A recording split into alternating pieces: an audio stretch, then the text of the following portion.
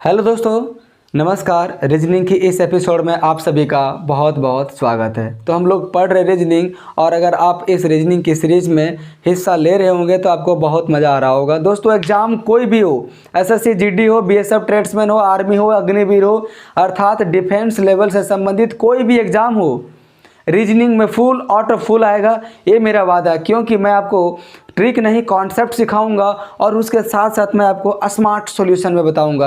तो चलिए हम लोग इसी सिलसिले में पहले क्वेश्चन की ओर रुख करते हैं। देखिए, आप पहला क्वेश्चन को आप बताइए कि इसका आंसर क्या होगा।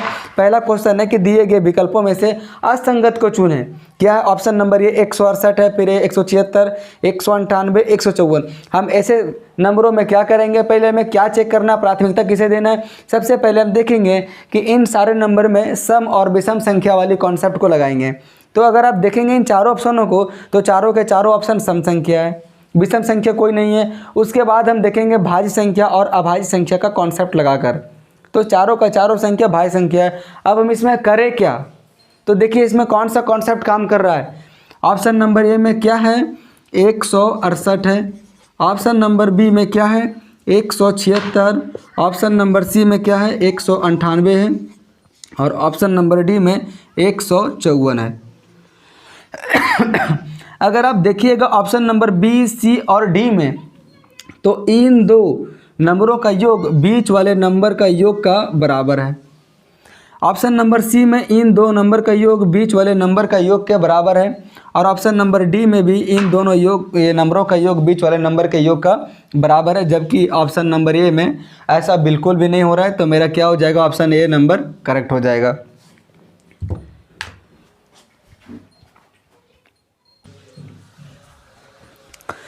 दोस्तों, थोड़ी सी खांसी आ गई थी, तो मैं इसके लिए पानी पीने के लिए चला गया था।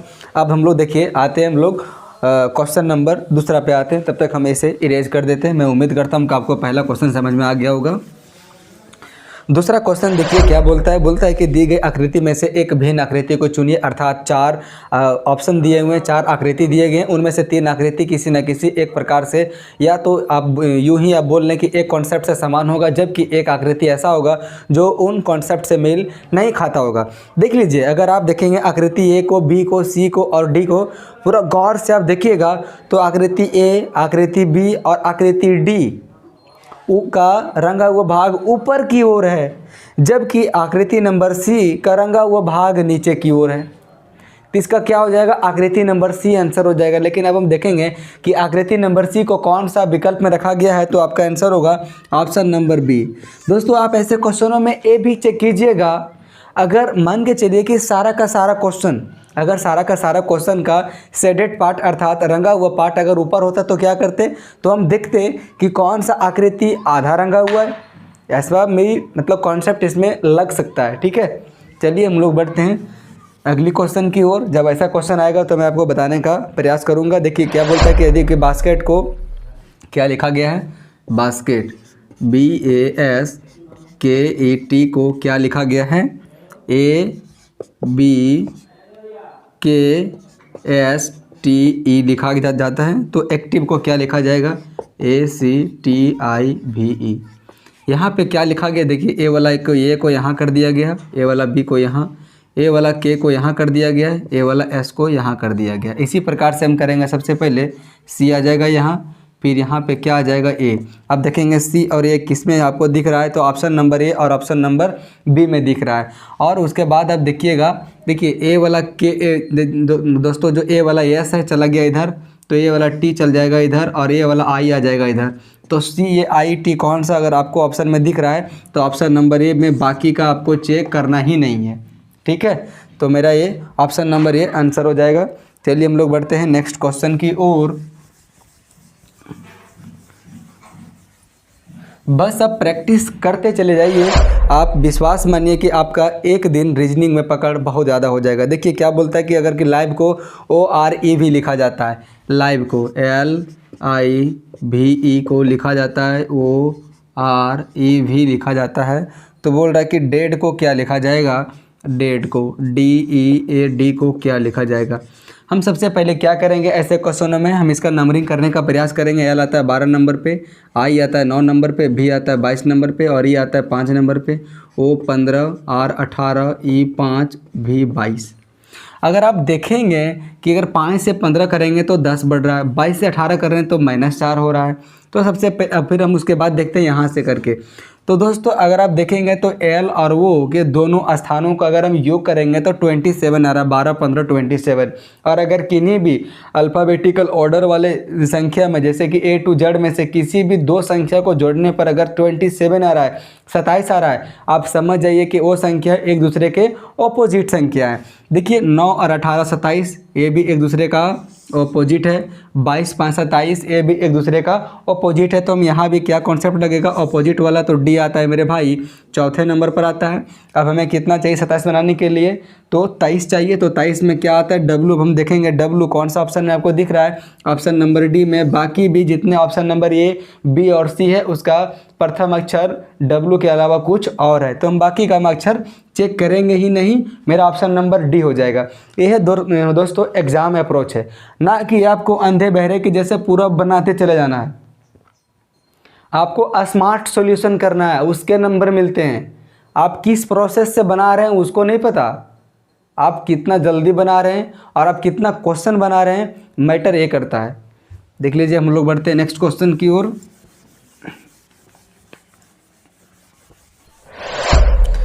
नेक्स्ट क्वेश्चन है, देखिए लुप्त संख्या से संबंधित है। एक नंबर को मिसिंग किया गया और फिर बोल रहा है कि उसमें से क्या होगा जो संख्या मिसिंग है। देखिए अगर हम आएंगे इसके नीचे की ओर, तो नीचे की ओर दोस्तों लिखा हुआ 120, और मैंने आपको हर वीडियो में बताने का काम किया है और मैं बताता भी हूँ कि अगर संख्या अगर जो जिधर जो ज़्यादा की ओर होगी, जैसे अगर नीचे ज़्यादा की ओर है, जैसे अगर 120 है, क्या 6, 5, 4 और 120 है, अर्थात 6, 5 और 4 के कॉम्बिनेशन से क्या बना होगा 120। अगर हम इन संख्या को जोड़ते हैं 6, 5 और 4 से, तो क्या 120 प्राप्त होगा? बिल्कुल नहीं। तो जो इसमें जाहिर सी बात है कि इसमें गुना ही हुआ होगा। तो चलिए देखते गुना करके कितना होता है भाई, 6 5 30, 30 चौक 120। चलिए 120 मेरा आ जा रहा है। अब देख रहे हैं हम सेकेंड वाला कॉलम में इसी कॉन्सेप्ट को लगाकर कितना 6, 7 और 3 है, तो 6 7 42, 42 तरीका 126, अर्थात सभी को संख्या को मल्टीप्लाई कर दिया जा रहा है। उसी प्रकार से क्या करेंगे हम कॉलम नंबर सी में 8 5 40 और हमें बनाना कितना है 320 बनाना है। तो 320 बनाना है और 40 अभी तक आ चुका है, तो हम कितना से हम और गुना करेंगे, तो हम इसे भाग दे देंगे। 4 8 32, अर्थात इस 40 को हम 8 में गुना करेंगे तो 320 के बराबर आ जा रहा है। तो क्या हो जाएगा मेरा 8 आंसर आ जाएगा, जो ऑप्शन नंबर बी में दिया गया है। मैं उम्मीद करता हूँ कि आपको समझ में आ गया होगा। चलिए हम लोग अगला क्वेश्चन की ओर रुख करते हैं। देखिए वेन डायग्राम से संबंधित है, आप इस क्वेश्चन को गौर कीजिएगा और ध्यान से सुनिएगा। क्या बोलता है कि धातु, कांच और बर्तन का निम्नलिखित में से कौन सा वेन डायग्राम होगा। ठीक है, आप इसे कैसे बनाइएगा देख लीजिएगा। सबसे पहले ले लेते हैं हम बर्तन को, इससे ले लेते हैं हम बर्तन को। आप सभी को पता होगा कि बर्तन कांच के भी होते हैं और बर्तन धातु के भी होते हैं। आपने तो पीतल का बर्तन देखा ही होगा, कांच का बर्तन आपने देखा ही होगा। तो बर्तन, कुछ बर्तन कांच के बने होते हैं और कुछ बर्तन धातु के भी बने होते हैं। ऐसा नहीं है कि सारे के सारे बर्तन धातु के बने होते हैं, या तो हम ऐसा भी नहीं कह सकते हैं कि सारे के सारे बर्तन कांच के बने होते हैं। तो आपको ऐसा कौन सा विकल्प में दिखाई दे रहा है, तो विकल्प नंबर ए में आपको ऐसा दिखाई दे रहा होगा। मैं उम्मीद करता हूं कि आपको अच्छा लगा होगा इस क्वेश्चन का सॉल्यूशन देख के, चाहे तो अगर आपने इस क्वेश्चन का सॉल्यूशन किया होगा तो भी। चलिए हम लोग बढ़ते हैं अगले क्वेश्चन की ओर और देखिए अगला क्वेश्चन है कथन और निष्कर्ष से संबंधित है। क्वेश्चन क्या कहता है, बोलता है कि कुछ हैट कैप है। अब देखिए हैट है, कैप है, अगर इसका मीनिंग आपको नहीं भी मालूम है तो कोई फ़र्क नहीं पड़ता है।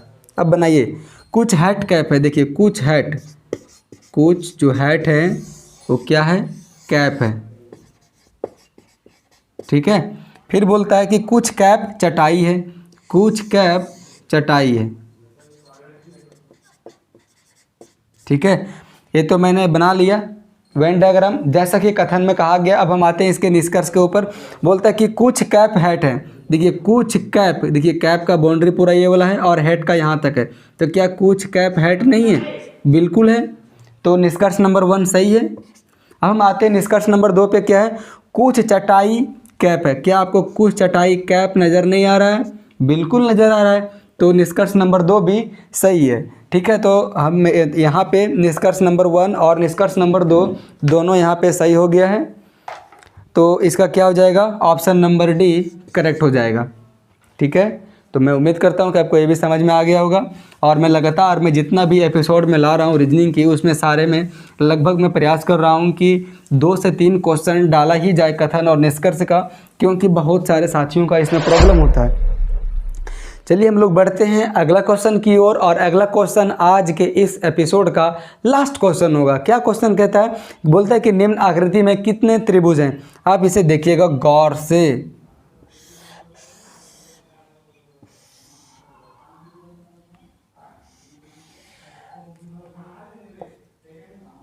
ऐसे करके दिया हुआ आकृति, ठीक है, और ऐसे करके लिया हुआ है, फिर ऐसे दिया हुआ मेरे भाई, उसके बाद ऐसे दिया हुआ है, फिर उसके बाद ऐसे दिया हुआ है। सबसे पहले जो जो हमें आकृति जो जो दिखाई दे रहा है हम उसे पहले काउंट कर लेते हैं। देखिए 1 2 और एक बड़ा वाला, 1 2 और एक बड़ा वाला, कितना हो गया 3। 1 2 3 और एक बड़ा वाला, एक बड़ा वाला, कितना हो गया 1 2 3 और एक बड़ा वाला, कितना हो गया 4। क्या इसके अलावा और कोई बन रहा है? बिल्कुल बन रहा है। देखिए अगर आप ऐसे आइएगा, अगर हम इसका नाम दे देते हैं PQR, तो PQR एक और बन रहा है। इसके अलावा अगर हम इसका नाम देते हैं PMN, तो दोस्तों PMN एक और बन रहा है। तो कितना बन गया, 4 3 7, 7 और 2 9 बन गया। तो आपको 9 कौन सा विकल्प में दिखाई दे रहा है? विकल्प नंबर ये में। तो मैं उम्मीद करता हूँ कि आपको ये सेशन अच्छा ही लगा होगा और आपको सब कुछ समझ में आ गया होगा। दोस्तों आप यकीन माने, आप धीमे धीमे आप प्रयास करते रहिए और आप सॉल्यूशन करते रहिए। लोग यूं ही बोलते हैं कि रीजनिंग में क्या रखा है भाई, रीजनिंग तो हम ऐसे ही उड़ा ले जाएंगे। वही लोग कौन बोलते हैं पता है? 40-45 नंबर वाले बोलते हैं। तो आपको ना उनसे डरना है ना घबराना है, बस वे लोग फॉर्म को फिलअप करते हैं, बाकी कोई मतलब ही नहीं रहता है। अगर रीजनिंग उतना ही हल्का है तो फिर वो क्यों नहीं लाते हैं ज़्यादा नंबर, 70-80 नंबर वो क्यों नहीं ला पाते? तो आप उन सारे साथियों के जैसा आप ना बने और आप बस मेरा चैनल पे आप जुड़े रहें और आप मेरा विश्वास मानें। तो चलिए हम लोग इस वीडियो को यहीं पे अंत करते हैं। अगर आपको वीडियो अच्छा लगा होगा तो मेरा वीडियो को लाइक कर दीजिएगा, और अगर आप चैनल पे बने रहना चाहते हैं, हमेशा के लिए हमसे जुड़े रहना चाहते हैं, तो आप मेरे चैनल को सब्सक्राइब कर सकते हैं। Thank you.